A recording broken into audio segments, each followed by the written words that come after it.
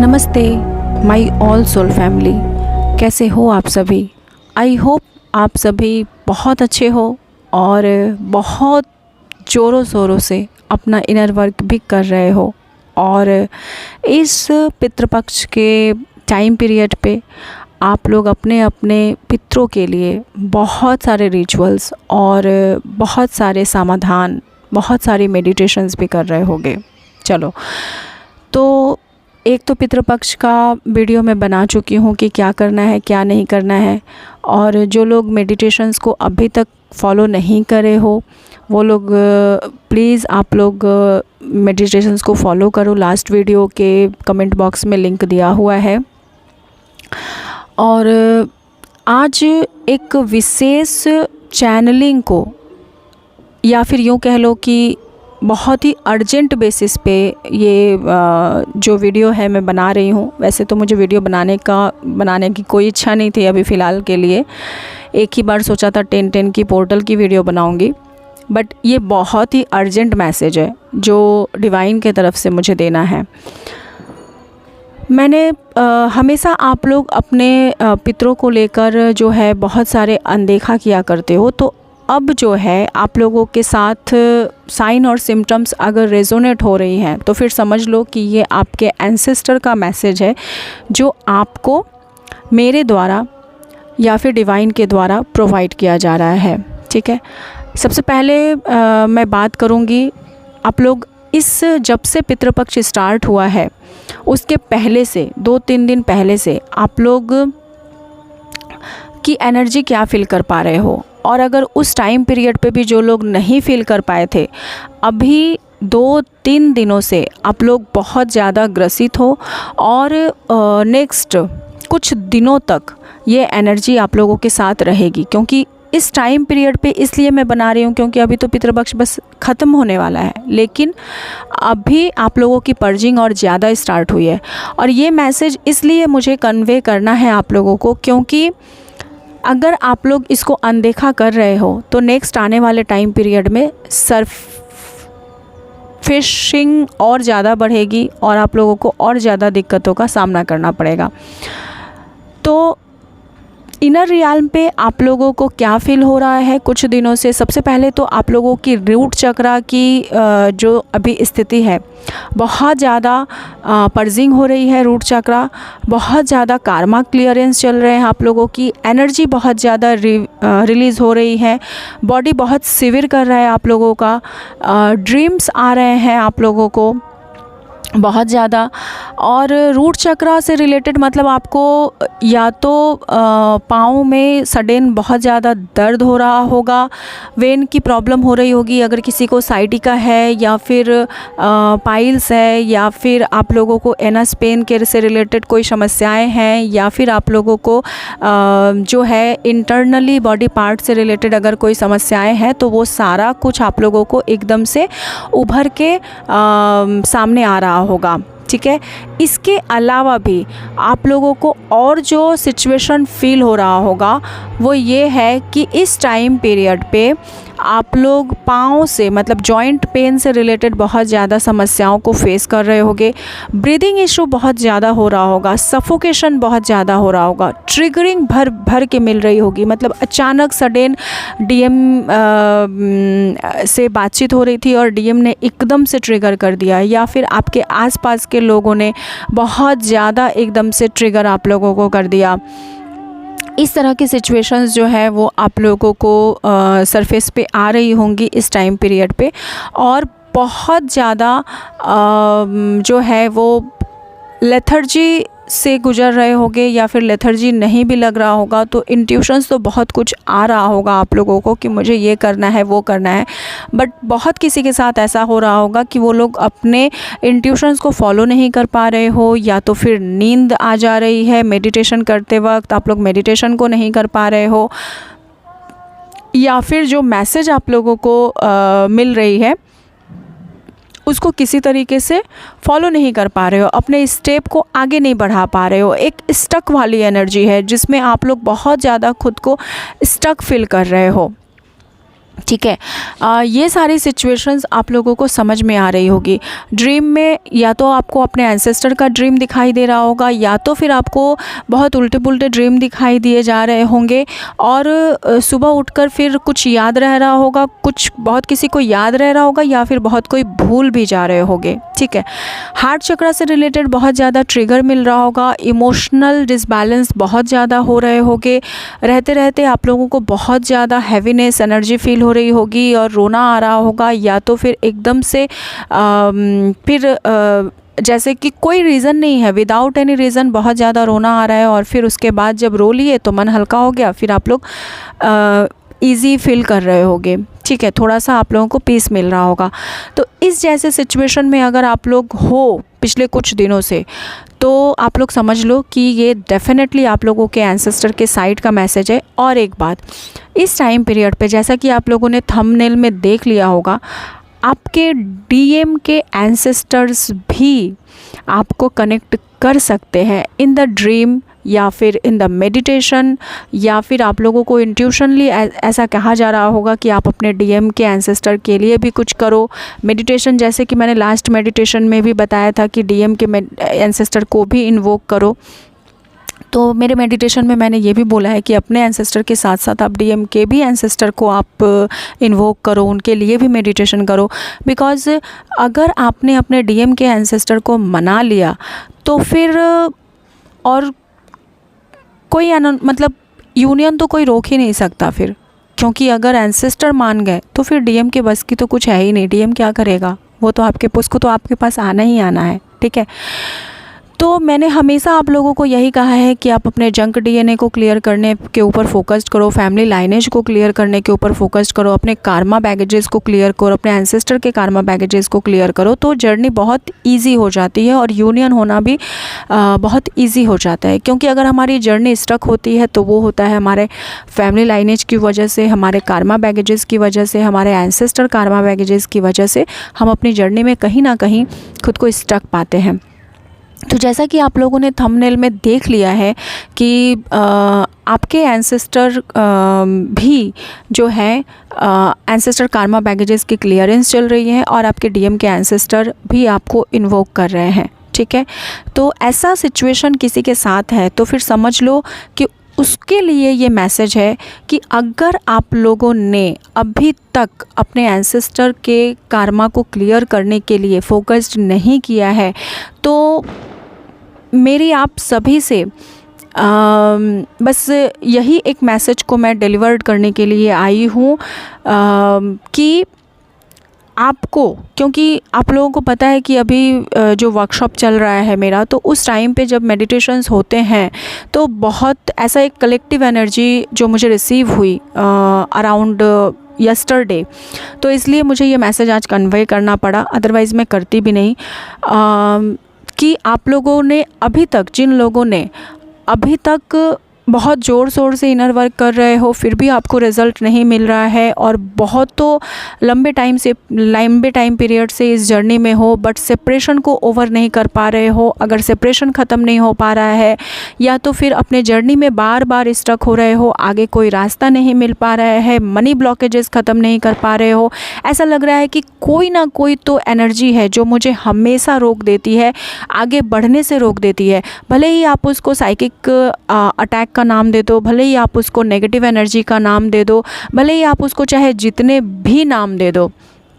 लेकिन बेसिकली ये और कुछ नहीं है, ये सिर्फ़ और सिर्फ आपके एंसेस्टर के कार्मा बैगेजेस हैं, जिनके वजह से आप अपनी जर्नी में स्टक हो रहे हो, आप अपनी लाइफ जर्नी में स्टक हो रहे हो, आप आगे का रास्ता ढूंढ नहीं पा रहे हो, यहाँ तक कि आपके यूनियन भी ब्लॉक किए जा रहे हैं और ब्लॉकेज यूनियन में भी आ रहे हैं। ठीक है। इसी के वजह से आपके रिलेशनशिप में अप्स एंड डाउन है, आप लोग कहीं भी आगे नहीं जा पा रहे हो। आपके ये डीएम 2 दिन के लिए आते तो हैं, पर 4 दिन के लिए आपको ट्रिगर करके चले जाते हैं, या तो फिर बुरी तरीके से आपको तोड़ मरोड़ के चले जाते हैं, आपको बुरी तरीके से आपको इंसल्ट करके चले जाते हैं। आपको कभी कभी लगता है कि ये क्या है, ये पर्सन मेरा डीएम है भी या फिर नहीं है, इतना नर्सिस्टिक पर्सन या फिर इतना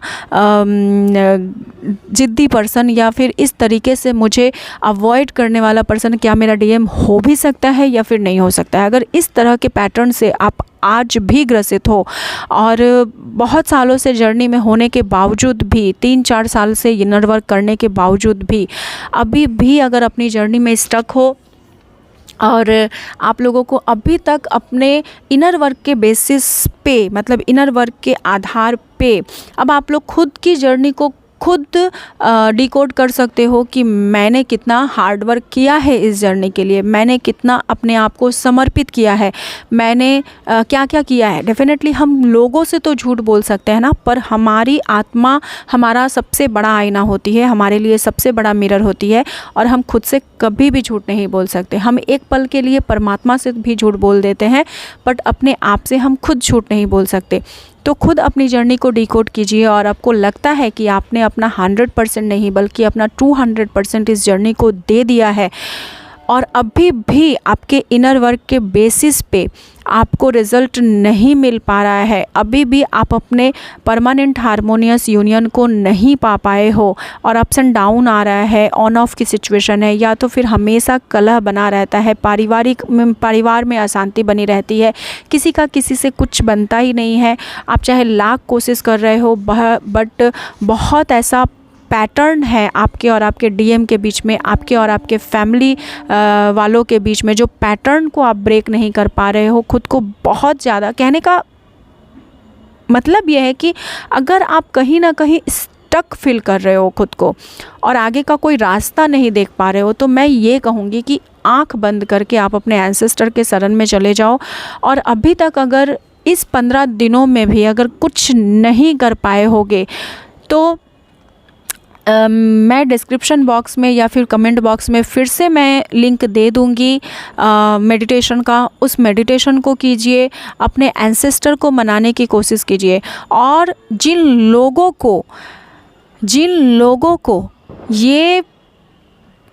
मैं बार बार रिपीट कर रही हूँ, हाँ, जिन लोगों को आपके डीएम के साइड से अगर उनके एंसेस्टर आपको कनेक्ट कर रहे हैं, आपका ये इंट्यूशन कह रहा है कि उनके एंसेस्टर आपसे जुड़ना चाह रहे हैं या तो फिर आपको कनेक्ट कर रहे हैं और मुझे उनके लिए कुछ करना चाहिए, तो इस बात को कभी भी अवॉइड मत कीजिए, कभी भी अनदेखा मत कीजिए। और उनके अपने एंसेस्टर के साथ साथ आप उनके एंसेस्टर के लिए भी आप रिचुअल्स कीजिए, उन्हें भी मेडिटेशन में इन्वोक कीजिए, उनके एंसेस्टर के भी कार्मा को क्लियर कीजिए। बहुत सारे यूट्यूबर्स ये कहते हैं, मैंने बहुत सारी वीडियोस को मैं देखा है कि हम अपने डीएम के एंसेस्टर के कार्मा को क्लियर नहीं कर सकते। डेफिनेटली कार्मा तो आपके डीएम ही क्लियर करते हैं, लेकिन जो स्टकनेस वाली एनर्जी होती है, जो नेगेटिविटी होती है, जो डार्क एनर्जी में जो सोल्स पीड़ित होते हैं, जो ग्रसित होते हैं, जब आप उनके एंसेस्टर को भी इन्वोक करना शुरू करेंगे तो वो डार्क एनर्जी में जो सोल्स होते हैं वो पॉजिटिविटी की तरफ आएंगे, वो लाइट एनर्जी में कन्वर्ट हो जाएंगे और उसके बाद से आपके डीएम को भी जो है वो ब्लेसिंग्स मिलना शुरू हो जाएगी। और जब आपके डीएम को ब्लेसिंग्स मिलना शुरू हो जाएगी तो फिर आप दोनों के जर्नी के रास्ते खुलने शुरू हो जाएंगे, आपके यूनियन के रास्ते खुलने शुरू हो जाएंगे। आपके डीएम का जो दिमाग अभी तक ताला लगा हुआ था, उनका इंट्यूशन वर्क नहीं कर रहा था, वो समझते तो सब कुछ थे बट फिर भी अगर वो कुछ कर नहीं पा रहे थे तो वो रास्ता क्लियर हो जाएगा और उसके बाद आपके डीएम में जो परिवर्तन आएगा वो आप भी समझ नहीं पाओगे। और ये मैं बस एवे ही नहीं कह रही हूँ, आप लोगों को कहने के लिए नहीं कह रही हूँ, ये मेरा खुद का लाइफ एक्सपीरियंस है। क्योंकि आप लोगों को पता है कि मैं इस जर्नी में सबसे ज़्यादा जो है मैं आप लोगों को एंसेस्टर के ऊपर फोकस्ड करने के लिए कहती हूँ। और आप लोगों को बहुत अच्छे से पता है, जो पुराने सब्सक्राइबर हो आप लोगों को बहुत अच्छे से पता है कि मैं एंसेस्टर से रिलेटेड बहुत सारी वीडियोज़ बना चुकी हूँ, बहुत सारे रिचुअल्स को बता चुकी हूँ और मेरे क्लासेस भी चलते हैं। एंसेस्टर का वर्कशॉप बोल लो या फिर मेडिटेशंस बोल लो या फिर जो भी रिचुअल्स होता है, जंक डीएनए का क्लियरेंस बोल लो। तो जो लोग मुझसे जुड़ के उन सारे कामों को कर रहे हैं उसके एक्सपीरियंस के बदौलत पे मैं आप लोगों को जो है वो सारी बातों को बता रही हूँ, ठीक है। और बस जिन लोगों को भी इंट्यूशंस आ रहे हैं, अगर आप लोगों ने इस 1 साल के अंदर अंदर अपने डीएम के एंसेस्टर को मना लिया या फिर 3 से 6 महीने, मैं ये कहूँगी कि अगर आप मेडिटेशन कर रहे हो एंसेस्टर का, अगर इसी चैनल का इसी चैनल के ऊपर का दिया हुआ मेडिटेशन और रिचुअल्स को अगर आप 6 महीने तक भी फॉलो कर लो, तो फिर उस आफ्टर 6 मंथ के बाद, ठीक है, वो आप मुझे बताना कि क्या डिफरेंसेस आप लोगों के बीच में आए हैं। पहले आप क्या थे और आज आप क्या हो, और जो डिफरेंस आप लोग पाओगे अपनी जर्नी में, वो देखोगे कि जो एक स्टकनेस वाली एनर्जी थी, जो लेथर्जी वाली एनर्जी थी, या फिर कहीं भी ना ब्लॉकेजेस थे, कुछ रास्ता नहीं मिल पा रहा था, डीएम को कैसे हील करे वो समझ में नहीं आ रहा था, डीएम की अवेकनिंग नहीं हो पा रही थी, वो सारी चीज़ें जो है, डीएम नर्सिस्टिक सा बिहेव कर रहे थे, बहुत ज़िद्दी थे। एक्चुअली डीएम तो हमेशा से ही अवेकेंड होते हैं, बट बस वो बिहेव जो है वो कुछ कार्मा बैगेजेस और कुछ पैटर्न की वजह से इस तरीके से करते हैं कि हमें ऐसा लगता है कि हमारे डीएम तो बिल्कुल ही अवेकेंड नहीं है, बट ऐसा नहीं है, ठीक है। तो वो चीज़ें जो है वो हील होना शुरू हो जाएंगी और आपको रास्ता मिलना शुरू हो जाएगा, आप लोग यूनियन के तरफ आगे जाना शुरू कर दोगे। क्योंकि ये जो कार्मा बैगेजेस होता है ना, और जो एंसेस्टर का जो कार्मा बैगेजेस होता है ना, वो हमें बुरी तरीके से जकड़ के रखती है, हमारी पूरी फैमिली को बुरी तरीके से जकड़ के रखती है। ऐसा समझ लो कि हमारे पाँव में बेड़ियाँ लग जाती है और हम अपने पाँव में को आगे नहीं कर पाते हैं, ठीक है। जैसे कि पहले के बड़े बुजुर्ग कहते थे ना कि अगर घर बना रहे हो तो घर में स्टार्टिंग जो हमारा जगह होता है, हमारे माथे को भारी किया जाता है, घर में वास्तु के हिसाब से घर को बनाना चाहिए। ये सारी चीज़ें क्यों होती है? क्योंकि पाँव हमेशा फ्री होना चाहिए ताकि आप स्टेप ले सको, आप आगे चल सको, आप दौड़ सको, आप अपने कामों को कंप्लीट कर सको, ठीक है। लेकिन जब एंसेस्टर का कार्मा बैगेजेस होता है ना, तो आपके पाँव में बेड़ियाँ लग जाती है और आप चाह के भी स्टेप नहीं ले पाते हो। बहुत ज़्यादा मिन्नतें करने के बाद, बहुत कुछ करने के बाद फिर आप जो है थोड़ा थोड़ा करके आगे बढ़ते हो, जैसे जैसे हम पूजा पाठ करते जाते हैं, ठीक है। तो इसके बेसिस पे मैं आप लोगों को बता रही हूँ कि आप लोग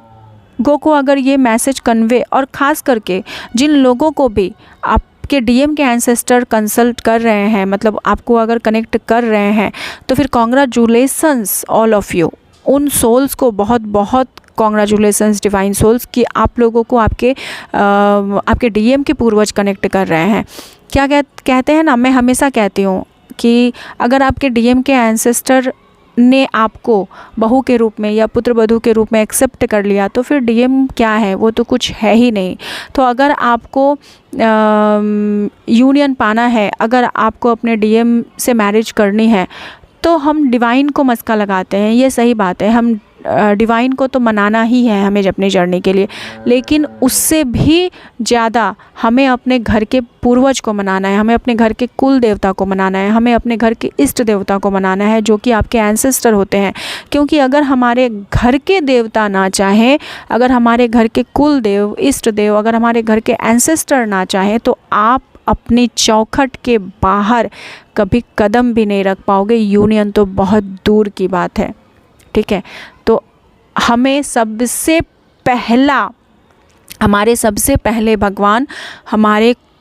हमारे एंसेस्टर होते हैं, हमारे पूर्वज होते हैं, हमारे इष्ट देव, हमारे कुल देव होते हैं, हमारे घर के कुल देवी होती हैं, ठीक है। तो हमें अगर कुछ भी पाना है तो हमें सबसे पहले उनको मस्का लगाना पड़ता है, उन्हें मनाना पड़ता है। जो डार्क एनर्जी में जो सोल है, उनको लाइट एनर्जी में कन्वर्ट करवाना पड़ता है। और जिस दिन आप लोगों ने ऐसा कर लिया, जिस दिन आप लोग पूरी तरीके से ऐसा करने में सफल हो जाते हो, उसके बाद डिवाइन तो मान ही जाएंगी, क्योंकि डिवाइन मदर अर्थ तो और यूनिवर्स फादर तो बैठे हैं। शिव शक्ति तो हमेशा चाहती है कि हम अपनी जर्नी को कितनी जल्दी से जल्दी कंप्लीट करें, क्योंकि हम अपनी जर्नी को कंप्लीट करेंगे, हम यूनियन में आएंगे, तभी तो हम मदर अर्थ को सर्व कर सकते हैं, हम यूनिवर्स फादर को सर्व कर सकते हैं, हम इस पूरी जगत कल्याण के लिए कुछ ना कुछ कर सकते हैं। तो वो तो बैठी हुई है कि हम कितनी जल्दी अपने कार्मा बैगेजेस को क्लियर करके आएँ। लेकिन अगर आपके पाँव को कोई रोकता है, अगर आपको आगे बढ़ने से कोई रोकता है, तो वो आपके घर के देवता है, वो आपके पूर्वज हैं, जो कि आपकी जर्नी में आपको डिले करवाती है। मैंने हमेशा ये भी कहा है कि अगर आपके पूर्वज चाहें, उनके अंदर इतनी पावर और इतनी क्षमता है कि अगर आपके पूर्वज चाहें तो आपकी शादी जो है वो आपके कार्मिक पर्सन के साथ भी करवा सकते हैं, ठीक है। क्योंकि डिवाइन मदर अर्थ के लिए हम बहुत सारे यूनियन करते हैं, हम अपने इनर वर्क को करते हैं, ठीक है। सॉरी, यूनियन नहीं करते, हम बहुत सारे इनर वर्क को करते हैं, हम बहुत सारी साधनाएं और तपस्याएं करते हैं जो कि डिवाइन के लिए होती है, भगवान के लिए होते हैं। बट हम साधना करते करते और हम इनर वर्क करते करते हम ये भूल जाते हैं कि एक्चुअल हमारा कार्मा बैगेजेस क्या है। बहुत सारे लोग काल सर्प दोष से पीड़ित होते हैं, बहुत सारे लोग मांगलिक दोष से होते हैं, बहुत सारे लोगों के कुंडली में पितृ दोष होता है। तो ये सारी चीज़ें जो है उसके ऊपर हम फोकस्ड करना बंद कर देते हैं। और बहुत सारे लोग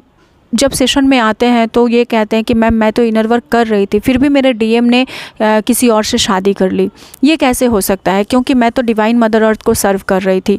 तो ये सब इसलिए होता है क्योंकि आपने अपने एंसेस्टर के लिए कुछ किया ही नहीं, आपने उनको पीछे छोड़ दिया, ठीक है। तो अगर आप लोगों को मेरी बातें समझ में आ गई होंगी, आई थिंक कि आप लोग समझ पाए होंगे कि मैं क्या कहना चाह रही हूँ और जो मैं नहीं कह पा रही हूँ,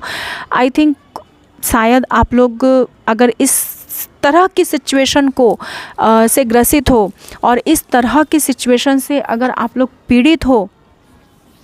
तो फिर मेरे ख्याल से समझदार के लिए इशारा ही काफ़ी है। आप लोगों को और ज़्यादा समझाने की ज़रूरत ही नहीं है। तो आप लोग समझ जाओ कि ये मैसेज डायरेक्ट आपके एंसेस्टर की तरफ से है, एक कलेक्टिव एंसेस्टर की एनर्जी है जो मुझे यस्टरडे इन बिटवीन क्लास के दौरान मुझे रिसीव हो रही थी और जब मैं मेडिटेशन करवा रही थी, और इसलिए ये मुझे कन्वर्ट करना था क्योंकि मैं अपना कार्मा नहीं रखना चाहती हूँ। और ये मैसेज सुन के अगर अभी से भी आप लोग जागृत होते हो, अगर अभी से भी आप अपने एंसेस्टर के लिए कुछ करते हो, तो फिर मैं समझूंगी कि मेरा मैसेज देना जो है वो सार्थक हुआ। मैंने अपने काम को पूरा किया, अब बारी आपकी है, ठीक है।